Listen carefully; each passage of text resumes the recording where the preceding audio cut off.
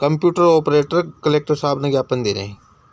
सुनील किसान focus channel और राजेश भाई के साथ आज आप पूछा झुंझुनू कलेक्ट्रेट के सामने तो बटे आप पूछा तो जो कंप्यूटर का ऑपरेटर होंगे खास करके कंप्यूटर ऑपरेटर जो मेडिकल विभाग हो है अभी का मायने एक पर टिकेट रहा है, दवाएं देख लो, डॉक्टर को जो हिसाब किताब है वो देख लो, हॉस्पिटल को देख लो, हर चीज़ पर्ची काटे तो जो कंप्यूटर ऑपरेटर पे काटे तो बाका आज की दिक्कत आ रही है क्यों इकट्ठा हो रही तो ये बाबत आप आ जाऊँ पूछताछ करांगा। सर जी आप पूरा नाम बताइए। Mohammed Sikandar Ali, computer operator, BDK hospital Jhunjhunu. तो मैं करूँ कि थानों थोड़ी बातचीत करूँ कि आखिर मामलों क्या है, तो आप लोग एक बार थोड़ा सा मामलों बताओ कि बात क्या है। मामला ये है सर कि एक कंप्यूटर ऑपरेटर होता है जो फर्स्ट स्टेप से लेकर लास्ट स्टेप तक उसी का काम होता है और जितनी भी रिपोर्ट आप अखबार में पढ़ते हो आगे तक जाती है, CM तक जाती है, पूरी रिपोर्ट वो हमारी ही जाती है। इसके बावजूद भी हमारा अल्प वेतन है, हमारा फ्यूचर सिक्योर नहीं है। अब आज देखते हो कम से कम 100-150 करोड़ वैक्सीनेशन हुई है, उसमें सबसे मेन कौन था? Computer operator. क्यों? कि उस पर आपको अपॉइंटमेंट लेना पड़ता था, अपॉइंटमेंट लेने के बाद में जो प्रक्रिया होती थी पूरी किस पर होती थी? कंप्यूटर पर। जब तक ऑनलाइन नहीं होता वो कहीं जा ही नहीं पाता था, ना विदेश ना कहीं और। तो इसलिए हम काम एक यानी कि एक आधारभूत से हम काम स्टार्ट करते हैं, मतलब हमारे से काम शुरू होता है। कोई हॉस्पिटल में एक बंदा आता है तो वो पर्ची लेता है, वो पर्ची लेने के बाद में सबसे पहले हमारे पास आता है, उस पर्ची पर पूरी प्रक्रिया होती है। हमारी मांगे ये है कि हमारे को नियमित किया जाए और हमारे को इतना वेतन तो दिया जाए ताकि हम अपनी आजीविका चला सकें, पेट गुजारो चाल जाता। हाँ, पेट गुजारो। तो सर जी कितने दिन वहाँ हाँ और आपने टीम का जगह सदस्य ये कत्ती साल संवेदा में ही और कुछ एक जो सीधी भाषा में बोला तो आप ठेकेदारी के नीचे जगह काम करे 20 आबू भी ही मैंने उरा सूचना लगी है बात की तो उरा जगह भेड़ा हो रहे हैं के तरीके का, एक तो संविदा हुई या फिर के तरीके? ये सब संविदा कर्मचारी है, संविदा एक ठेका का ही नाम है। दूसरा अब पैमाना उरे देखो तो 12-12 साल से भी लोग लाग रहे हैं। जगत भाई है हमारे, ये देखो 12 साल से हैं और इनकी उम्र कम से कम भी तो 46 साल के लगभग हो रही है। अब ये जाएंगे तो कहाँ जाएंगे? ये 7,000 रुपये में काम कर सकते हैं क्या? इनका गांव है यहाँ से दूर 10-15 किलोमीटर, तो वहाँ से कुछ बाइक लेकर आए, कुछ साधन लेकर आए, किराया भी लगता है और पेट्रोल का भाव। सर जी कितने साल हुआ आप? 2012 में जब से मुख्यमंत्री निःशुल्क दवा योजना चालू हुई है तब से मैं कंप्यूटर ऑपरेटर हूँ। वो 7-8 हज़ार रुपये मिलते हैं, उसमें न तो कोई काम चलता है न कोई। तो 7-8 हज़ार रुपये हूँ तो सर जी आपने खुद को कपड़ा ही आऊँ बताओ तो क्या करें वो घर से। अलावा मेरे एक बात सुनने में हो रही कि थारी जेब पर भी कुछ वजन पड़े रह जाए कि कुछ चीज़ें थे स्पेशली खुद लेके आए उन्हें कि सरकार की जो कंप्यूटर है वो हमारा है, प्रिंटर है वो हमारा, मेनवित मशीन है। और जो प्रथम बार जो गहलोत सरकार ने ये मुख्यमंत्री निःशुल्क दवा योजना चालू करी थी जब से ही है। 2 बार तो कांग्रेस सरकार आ गई, 1 बार BJP सरकार आ गई, लेकिन अब तक कोई समाधान नहीं हुआ। कोई सी पार्टी कोई सपोर्ट नहीं कर रही, कोई सपोर्ट नहीं कर रहे, न कोई समाधान हुआ। इतने कम वेतन में क्या कैसे काम चलता है? सर जी आवाज़ आज ही उठा रहे हैं या पहले भी उठा चुके आप? पहले भी हम तो कोविड स्टे कई बार हो चुका है। पहले जो इसमें कांग्रेस सरकार के अंदर हमको हटा दिया था, हमारी जगह IA को भर्ती कर लिया था, लेकिन हम कोर्ट में गए, पैसा भी नहीं मिला, लेकिन कोर्ट के माध्यम से हमने हमारा वेतन 1 साल का वेतन वहाँ से लिया। उसके बाद हमको दोबारा ज्वाइन करा लिया, लेकिन कोई स्थायी समाधान नहीं हुआ। संविदा पर लग रहे हैं और वही ठेका प्रथा वाला 7,000 रुपये मिल रहे हैं। क्या अगर सर जी आप झुंडन देखा ऑपरेटिंग का मामला तो कितना लोग यहाँ कहीं जगह का आज या पेट के ऊपर दिक्कत आ रही है? देखो झुंझुनू में काफ़ी योजनाएं हैं, जैसे आरोग्य ऑनलाइन है, IHMS है, मुख्यमंत्री ऑपरेटर टोटल यहाँ का माइन हर का मैं ऑपरेटर ही ऑपरेटर अपने झुंझुनू में लगभग 250 के लगभग है। हाँ, सिर्फ चिकित्सा विभाग में मान लीजिए पूरे झुंझुनू जिले के अंदर एक कंप्यूटर ऑपरेटर जब लगता है तो उसका 45 से 50 हज़ार रुपये बीच में खर्चा आता है। एक कंप्यूटर लेकर आना पड़ता है उनको, कंप्यूटर भी कौन सा Core i3 जो मांग करती है वो कम से कम 35,000 रुपये का आता है। Epson FX 900 वो प्रिंटर भी चाहिए स्पेशल अलग ही, उसकी कम से कम भी कीमत तो 15 से 18,000 रुपये। इतने रुपये लगाकर क्यों लगता है? क्योंकि बेरोजगारी का टाइम और लोगों की मजबूरी है अपनी आजीविका चलाने के लिए। वो वहाँ इसलिए लगता है कि पता नहीं गवर्नमेंट की तरफ से कोई सकारात्मक ही वो आ जाए कि कोई परमानेंट ही कर दिया जाए। तो हम इसलिए हड़ताल पर हैं और अभी हम 2 दिन की हड़ताल पर हैं। जब तक गवर्नमेंट का सकारात्मक रुख हमारे प्रति नहीं होता तब तक हम ये हड़ताल जारी रखेंगे। और दूसरी बात यह है कि कई लोगों की 6-6 महीने 8-8 महीने भी सैलरी नहीं आती, 5-5 महीने भी सैलरी नहीं आती है। अब कम से कम गवर्नमेंट ने सभी की तरफ देखा है। वर्दा जैसे पेंशन लागू की अभी, कि इस पेंशन की तरफ देखा, लेकिन एक संविदा कर्मचारी की तरफ नहीं देखा। संविदा कर्मचारी क्या देश का हिस्सा नहीं है? क्या समाज का हिस्सा नहीं है? क्या सरकार का हिस्सा नहीं है?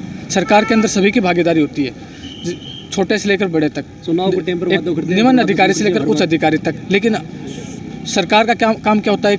निम्न से लेकर ऊपर तक हम सभी के सुने, लेकिन हमारी तो कोई सुनाई नहीं कर रहा है। हम लास्ट में हम अपने उस पर आ गए हैं कि लास्ट में हमारे ऐसी कंडीशन हो गई है कि हमारा घर का खर्चा चलाना मुश्किल हो रहा है। कई लोग कहीं से कर्ज ले रखे हैं, कई लोगों ने कहीं से ऐसे कैसे, किस लिए कि गवर्नमेंट पता नहीं परमानेंट कर दे। और स्टेट की बात है, जैसे 18,000 रुपये सैलरी हुई है, तो लोगों को ऐसे भी आशा है कि अब की बार अपने पता नहीं 18,000 रुपये कर दे। इस आशा के साथ भी लोग लगे हुए हैं। कोरोना महामारी आई, कोरोना महामारी में सभी लोग घरों के अंदर थे, हम बाहर थे, हम डायरेक्ट मरीज।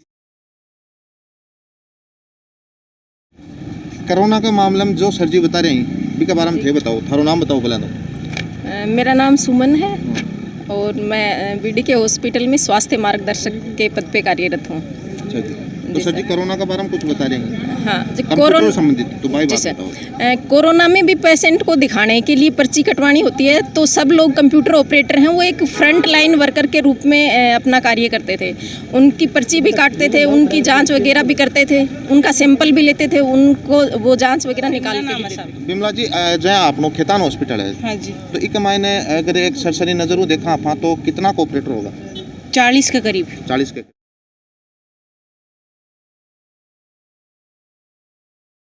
पर्चियों का अलग है, पर्चियों का अलग है, पर्ची को अलग है, लेब को अलग है, आरटीपीसीआर लेब का अलग है, जनाना की लेब को अलग है, जो ये जननी सुरक्षा योजना अभी को अलग है, ब्लड बैंक को अलग है, सब में अलग अलग ऑपरेटर दे रहे हैं। टोटल कम से कम 40 ऑपरेटर। हाँ सब, बिल्कुल बिल्कुल।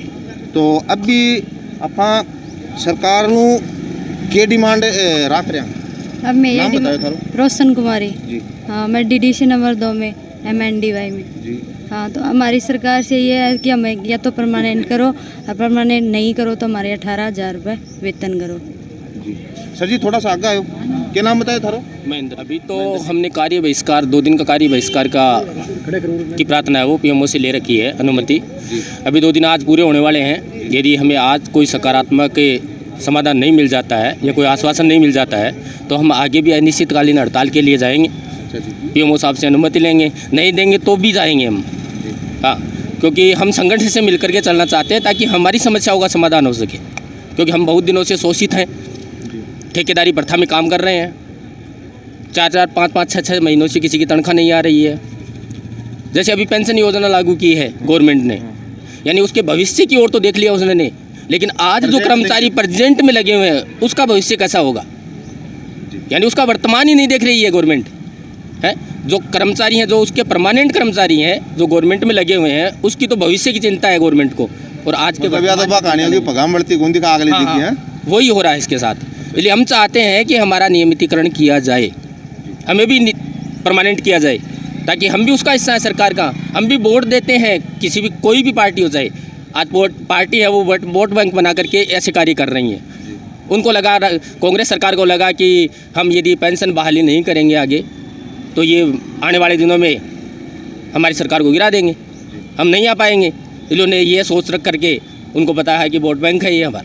नहीं तो मैं भी एक आके बात सुन के सत्यता के ऊपर यही पहुँचो कि सरकार ने भी यह बात सोचनी चाहिए कि अगर आज संविदा के ऊपर आकर इतना अनुभवी जो ऑपरेटर ही कि अभी भी विधायकों ने अपने 60% TDA बढ़ाए, विधानसभा में पेश कर दिया। विधायक की बात कर रहा हूँ, 200 विधायकों की बात कर रहा हूँ, है ना। उन्होंने अपने बढ़ाए।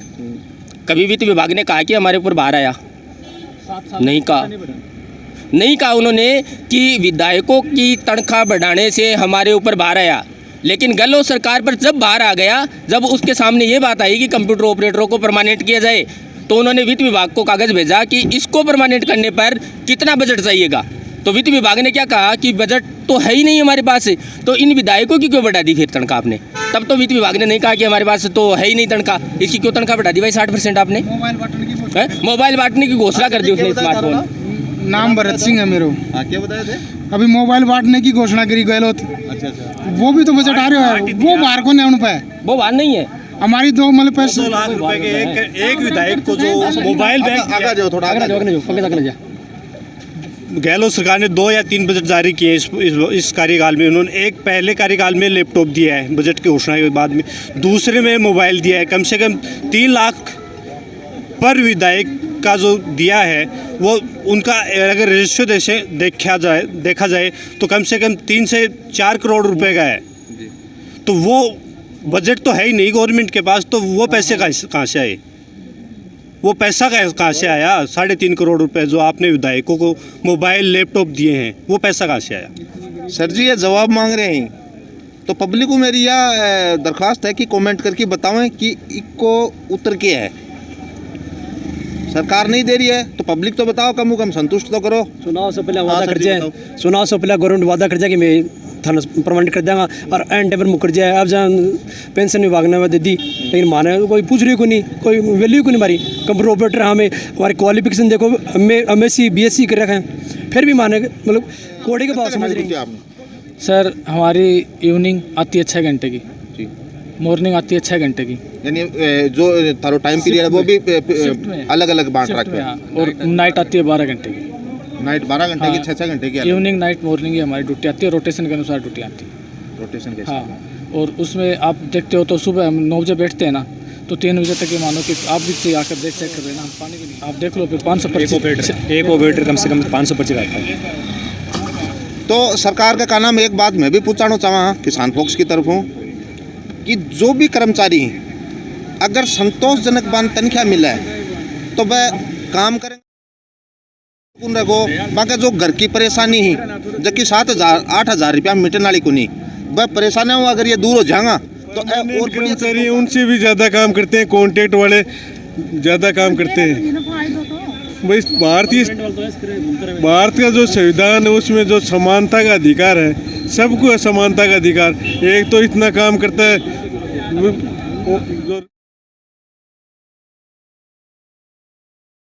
उससे कम काम करता है उसको तो लाखों रुपए सैलरी है, और जो कॉन्ट्रैक्ट वाला उससे ज़्यादा काम करता है उसको 7-8 हज़ार रुपये। एक तो ब्याज का बराबर भी कौन मिला है। काजू बादाम खा रहा है, एक को खाने के लिए सूखी रोटी नहीं है। देखो ये क्या सरकार है, क्या देश का संविधान है, कैसी है। सारा कुछ 7-7 हज़ार में कुछ होवे कि आज की दुनिया में बच्चे भी हैं, इनकी आधी उम्र हो चुकी।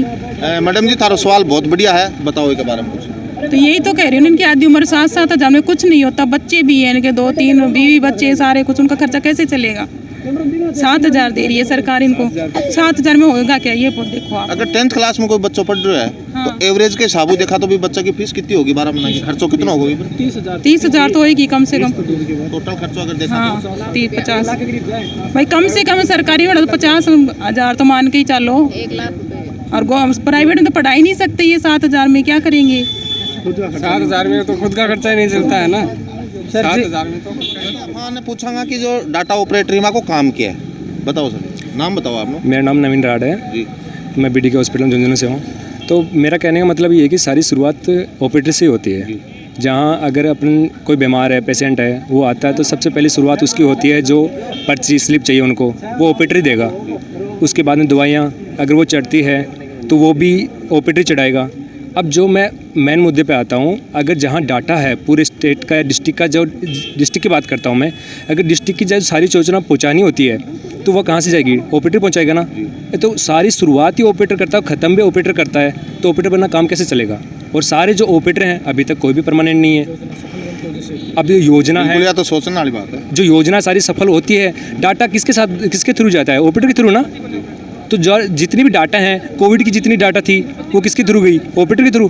कभी होता है क्या कि कोई विधायक या कोई प्रधान या कोई डॉक्टर कुछ ऐसे डाटा संग्रह करते हैं?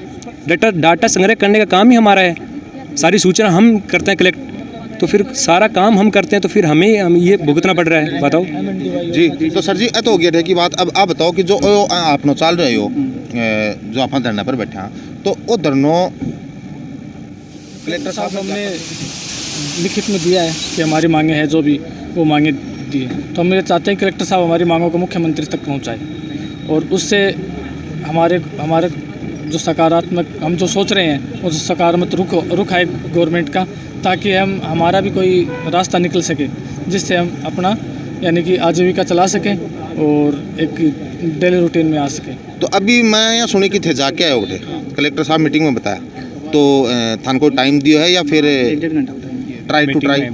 कलेक्टर साहब अभी मीटिंग में है, मीटिंग के बाद में बोला कि आप मीटिंग के बाद आ जाना, और मीटिंग के बाद हम उनको ज्ञापन देंगे। धन्यवाद।